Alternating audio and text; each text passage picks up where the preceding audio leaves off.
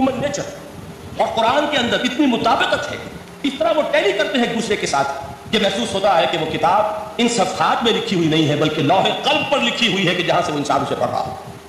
تو پہلی بات تو قرآن مجید کی سائد کے حوالے سے اس پہلو سے ہمارے سامنے آئی کہ جو تاثیر ہے ذات ربانی کی تجلی کی، وہی تاثیر ہے اس قرآن مجید کی، بشرطے کہ ہمارے دل جو ہیں وہ کچھ اپنے اندر اس استعداد اور صلاحیت کو پیدا کریں۔ دوسرا مقام ہے سورہ یونس کا۔ اب کسی کلام کی عظمت کا دوسرا پہلو ہو سکتا ہے اس کی افادیت کے اعتبار سے، اس سے فائدہ کیا ہوگا نوع انسانی کے لیے۔ دیکھیے 2 آیات، یہ عظیم خزانے ہیں عظمت قرآن کے، سورہ یونس میں یا ایھا الناس، اے لوگو، قد جاءتکم موعظۃ من ربکم وشفاء لما فی الصدور وہدی ورحمۃ للمؤمنین۔ 4 الفاظ نوٹ کر لیجیے۔ اے لوگو، آ گئی ہے تمہارے پاس وہ چیز تمہارے رب کی طرف سے جو موعظہ ہے۔ موعظہ کسے کہتے ہیں؟ نصیحت۔ اس بات کو ذرا سمجھ لیجیے ترتیب کیا ہے۔ نصیحت اسے کہتے ہیں، جی رہا نہیں جا رہا، میں نے اس کی ترتیب بدلی ہوئی ہے، مجھے یاد دلایا ایک صاحب نے تو سورہ رحمان کی ابتدائی آیات کا بیان تو رہ گیا، وہ رہا نہیں، میں نے پڑھا کسی اور ترتیب سے تھا، بیان کسی اور ترتیب سے کر رہا ہوں۔ پڑھنے میں 4، 2 اور 1، اور اب جو میں بیان کر رہا ہوں پہلے 1 آیت سورہ حشر کی جو بیان کی، اب 2 آیات ہے سورہ یونس کی۔ لوگوں تمہارے پاس آ گئی ہے تمہارے رب کی طرف سے موعظت، اور تمہارے سینوں کے اندر جو روگ ہیں ان کے لیے علاج۔ توجہ کیجیے گا، ہم نے قرآن کو کیا سمجھا ہے؟ صرف ایک مقدس کتاب، ایک حصول ثواب یا ایصال ثواب کا آلہ۔ قرآن ہے کیا؟ نمبر 1 موعظہ۔ موعظہ کسے کہتے ہیں؟ وعظ اسے کہتے ہیں وہ بات جس سے دل نرم ہو جائے، دل کے اندر گداز پیدا کرنے والی شے۔ وجہ کیا ہے؟ اعلیٰ سے اعلیٰ حکیمانہ بات کسی سے کہی جائے، دل سخت ہے، اثر نہیں ہوتا، ایک کرست آ جاتا ہے انسان کے دل کے اوپر۔ جیسے کہ یہود کے علماء کے بارے میں فرمایا گیا، ثم قست قلوبکم فہی کالحجارۃ او اشد قسوۃ وان من الحجارۃ لما يتفجر منه الانہار وان منها لما يهبط من خشیۃ اللہ وان منها لما يشقق فيخرج منه الماء۔ اے لوگوں، پھر تمہارے دل سخت ہوتے چلے گئے، پھر وہ پتھروں کے مانند سخت ہو گئے، بلکہ ان سے بھی زیادہ سخت، اس لیے کہ پتھروں میں تو وہ بھی ہوتے ہیں کہ جو اللہ کے خوف سے گر جاتے ہیں، پتھروں میں وہ بھی ہوتے ہیں کہ جو اللہ کی خشیت سے پھٹ جاتے ہیں، ان میں سے پانی بہ نکلتا ہے۔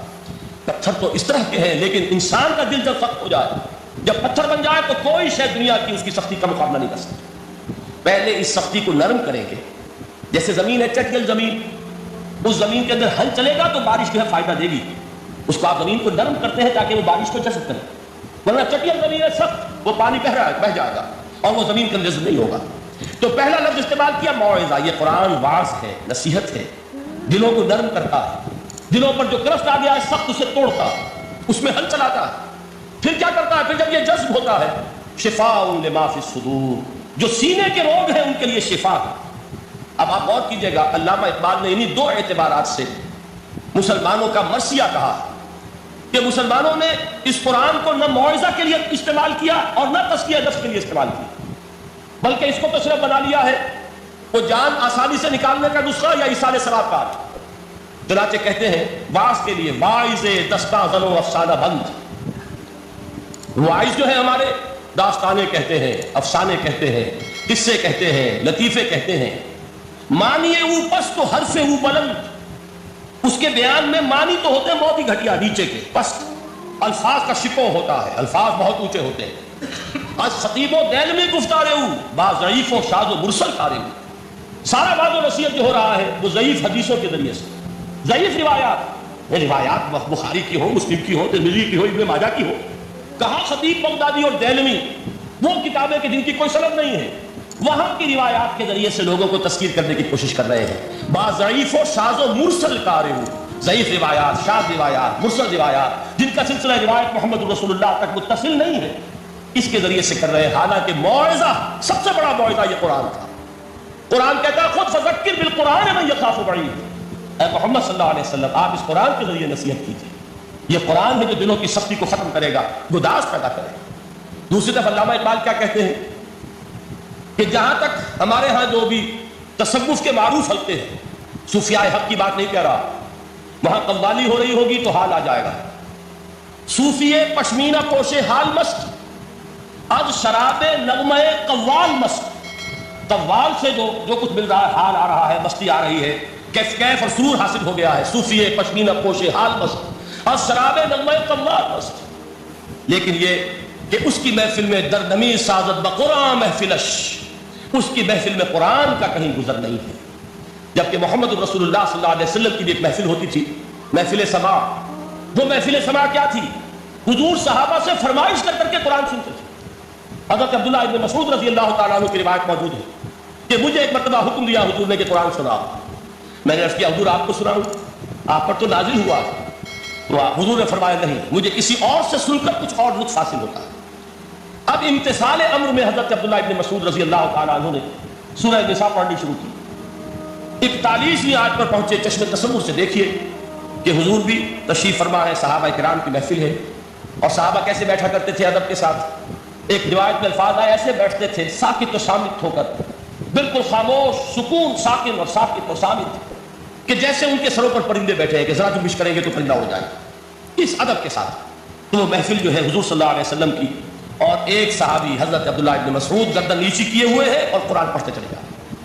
جب اس آیت پر پہنچے فَكَيْفَ إِذَا جِئْنَا مِن كُلِّ أُمَّةٍ بِشَهِيدٍ وَجِئْنَا بِكَ عَلَىٰ هَٰؤُلَاءِ شَهِيدًا، کیا ہوگا اس دن جس دن کہ ہم ہر امت پر ایک گواہ کھڑا کریں گے، اور اے نبی آپ کو گواہ بنا کر لائیں گے ان کے خلاف. آپ کو یہ ٹیسٹیفائی کرنا ہوگا کہ اللہ تیرا جو کلام میرے پاس آیا تھا میں نے پہنچا دیا تھا، اب ان کی ذمہ داری ہے. They are accountable, they are responsible. اس پر حضور نے فوراً فرمایا حسبک حسبک، بس کرو بس کرو. اور حضرت عبداللہ ابن مسعود فرماتے ہیں کہ میں نے جب نگاہ اٹھا کر دیکھا حضور کی آنکھوں سے آنسو روا تھے. یہ ہے سماع، یہ محفل سماع ہے. کاش کہ اللہ تعالی ہمیں اس کی توفیق عطا فرمائے. یہ ہے مسنون محفل سماع. اس قرآن کے اندر وہ گداز ہے. آیا کہ نہیں ساتویں پارے کے بالکل آغاز میں وَإِذَا سَمِعُوا مَا أُنزِلَ إِلَى الرَّسُولِ تَرَىٰ أَعْيُنَهُمْ تَفِيضُ مِنَ الدَّمْعِ مِمَّا عَرَفُوا مِنَ الْحَقِّ يَقُولُونَ رَبَّنَا آمَنَّا فَاكْتُبْنَا مَعَ الشَّاهِدِينَ. تو یہ ہے دوسری چیز کہ در حقیقت تزکیہ نفس کا ذریعہ یہ قرآن ہے. سینوں میں جو روگ ہیں، حب دنیا، حب مال، حب شہرت، حب اقتدار، جس کو کہ ایڈلر کہتا ہے دی ارج ٹو ڈومینیٹ، میں میرا غلبہ ہو، میرا تسلط ہو، میں نمایاں ہو جاؤں، میری حکومت بن جائے، اختیار میرے ہاتھ میں آ جائے، دی ارج ٹو ڈومینیٹ. یہ ساری ارجز ہیں ہماری در حقیقت جس سے فساد رونما ہے. یہ حب مال ہے جس کی وجہ سے ہمارے اندر تنافس ہے. الہاکم التکاثر حتی زرتم المقابر. یہ کثرت اور بہتات کی طرف تمہیں غافل کیے رکھتی ہے یہاں تک کہ قبروں تک جا پہنچتے ہیں. آنکھ انسان کی کھل نہیں پاتی. جس کے پاس 10 نسلوں کے لیے کھانے کو موجود ہے اس کی بھی حرص جو ہے اور مزید کا لالچ جو ہے وہ ختم نہیں ہے. یہ چیزیں ہیں اصل روگ. ان دلوں کے روگوں کا اور سینوں کے اندر کے امراض کا علاج قرآن. یا ایھا الناس قد جاءتکم موعظۃ من ربکم وشفاء لما فی الصدور. اب جب یہ دو چیزیں ہو جائیں گی، اب تیسرا لفظ ہے ہدن. ہدایت بیکار ہے جب تک دل میں گداز نہ ہو. ہدایت بیکار ہے جب تک کہ نیت درست نہ ہو. کوئی شخص بڑا عالم ہے لیکن اپنے علم کو اس نے ذریعہ بنایا ہے دنیا کمانے کا، تو در حقیقت یہ قرآن اس کے حق میں ہدایت نہیں ہے، اس کے حق میں عذاب خدا بندی کا ذریعہ بن رہا ہے. حضور نے خود فرمایا القرآن حجت لک او علیک. یہ قرآن یا تمہارے حق میں حجت ہے یا تمہارے خلاف حجت بنے گا قرآن کے قیامت کے دن. اس لیے کہ ایک شخص اس کو دنیا کمانے کا ذریعہ بنا رہا ہے، ایک شخص اس کو شہرت کے حصول کا ذریعہ بنا رہا ہے، ایک شخص علم کو ذریعہ بنا رہا ہے دنیا میں نمایاں ہونے کا، اپنی تعریف کا. حضور نے فرمایا کہ قیامت کے دن سب سے پہلے 3 افراد کا معاملہ پیش ہوگا عدالت خدا بندی میں. ایک وہ جو بڑا عالم سمجھا جاتا تھا، اس سے بڑا علم پھیلا. دوسرا وہ جو بہت صاحب ثروت تھا، اس نے بہت خیرات کے کاموں میں پیسہ لگایا. تیسرا وہ جو دنیا میں شہید سمجھا جاتا تھا کہ اللہ کی راہ میں جنگ کرتے ہوئے جان دیا. اللہ ان تینوں سے جو اس کو نعمتیں دی تھی ان کا ذکر کر کے پوچھے گا کہ میں نے تمہیں یہ دیا، تمہیں یہ دیا، تمہیں یہ دیا، تم کیا کرتے تھے؟ وہ شہید کہے گا کہ اللہ میں نے تیری راہ میں جنگ کی اور اپنی جان دے دی تاکہ تو راضی ہو جائے. اللہ فرمائے گا کذبت، تو نے جھوٹ بولا. انک قد قاتلت لئن یقال جریء، تو نے تو یہ جنگ اس لیے کی تھی کہ کہا جائے کہ بڑا جری ہے، بڑا بہادر ہے. یہ لوگوں سے بہادری کے تمغے لینا تمہارا مقصود تھا. وقد قیل، وہ کہا جا چکا ہے، اب یہاں تمہارے لیے کچھ نہیں. اور فرشتوں کو حکم ہوگا وہ اودے وہ اس کو گھسیٹتے ہوئے جہنم میں جھونک. دنیا میں شہید سمجھا جا رہا ہے، آخرت میں جہنم میں. یہی حال اس عالم کا ہوگا، یہی حال اس دولت مند کا ہوگا. تم نے یہ علم پھیلایا تھا کہ تمہارے علم کا چرچا ہو جائے، تمہاری شہرت ہوتا ہے، لوگ تمہاری دستبوسی کرنے لگے، لوگ تم سے جھک کر ملے. وہ دنیا میں ہو گیا، تمہارا مطلوب مل چکا، تمہارا مقصود حاصل ہو چکا، یہاں کچھ نہیں. تو جان لیجئے کہ جب تک دلوں کے روگ درست نہ ہو، علم بیکار ہے، ہدایت قطعاً غیر مفید ہے. پہلے دلوں کا کرس اترے، اس کی سختی دور ہو، یہ ہے موعظہ. دلوں کے اندر سے حب جاہ، حب دنیا، حب مال نکلے، یہ ہے تزکیہ. शिफाउन लिमा फी सुदूर, अब हिदायत खुदाबंदी, अब रास्ता आप देखेंगे और उस रास्ते पर चलेंगे। ये हिदायत जो है दुनिया में, यही आखिरत में रहमत की शक्ल में जाहिर हुई। जिन्होंने इस कुरान की हिदायत से फायदा इस दुनिया में उठाया, आखिरत में रहमत खुदाबंदी की बदलियां उन पर साए कर। एक हदीस में तो बाकायदा अल्फाज आए हैं कि सूरह बकरा और सूरह आले इमरान ये दो बदलियों की सूरत में जाहिर होंगी मैदान हश्र में, और उन लोगों पर साया करेंगी कि जिनको इनसे बड़ी मोहब्बत थी। ये चार अल्फाज नोट कर लीजिए इसी तरतीब के साथ, या अय्युहन्नास कद जाअतकुम मौइज़तुम मिन रब्बिकुम व शिफाउन लिमा फी सुदूर व हुदन व रहमतुल लिल मोमिनीन कुल बिफज़लिल्लाहि व बिरहमतिही, नबी कह दीजिए ये अल्लाह का बड़ा फजल है, लोगों समझो, उसकी बड़ी रहमत का ज़हूर हुआ है इस कुरान की शक्ल में, उसकी रहमत का मज़हर अतम कुरान है, उसके फजल का सबसे बड़ा सबूत कुरान है। फबिज़ालिका फलयफ़रहू, इस पर उन्हें खुशियां मनानी चाहिए।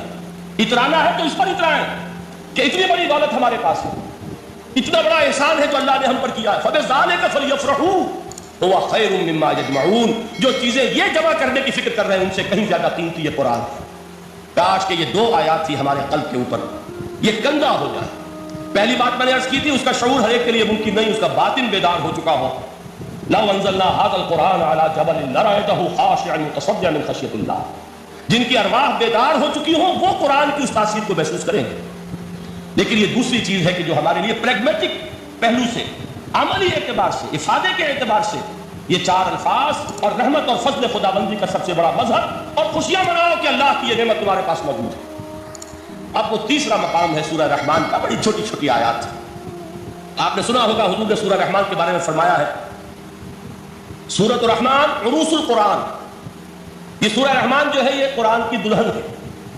जैसे दुल्हन को आप खुशनुमा लिबास पहनाते हैं, आरास्ता पैरास्ता उसको गहने और उसको जेवर पहनाते हैं, तो जिस तरीके से सजाते हैं आप दुल्हन को, अल्लाह ताला ने एक सूरत कुरान मजीद में ऐसी रखी है सूरह रहमान की, उसे खूब सजाया है।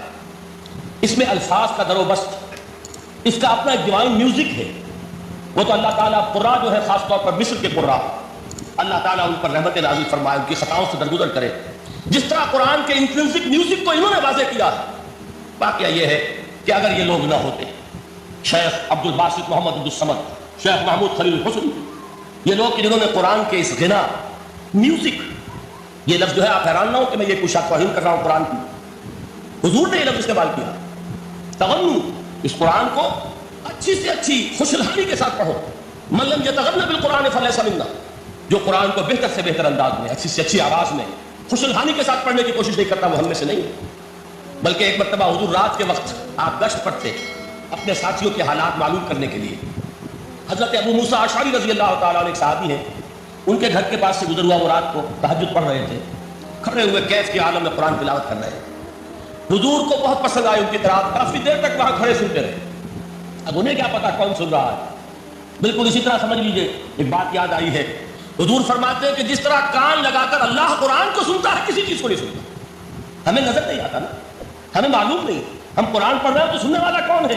सबसे ज्यादा कान लगाकर खुद अल्लाह। यहां इसलिए मुझे याद आया कि अबू मूसा अशअरी को क्या पता था कि कौन सुन रहा है। अपनी कैफियत में नमाज में तहज्जुद में कुरान की तिलावत कर रहे थे।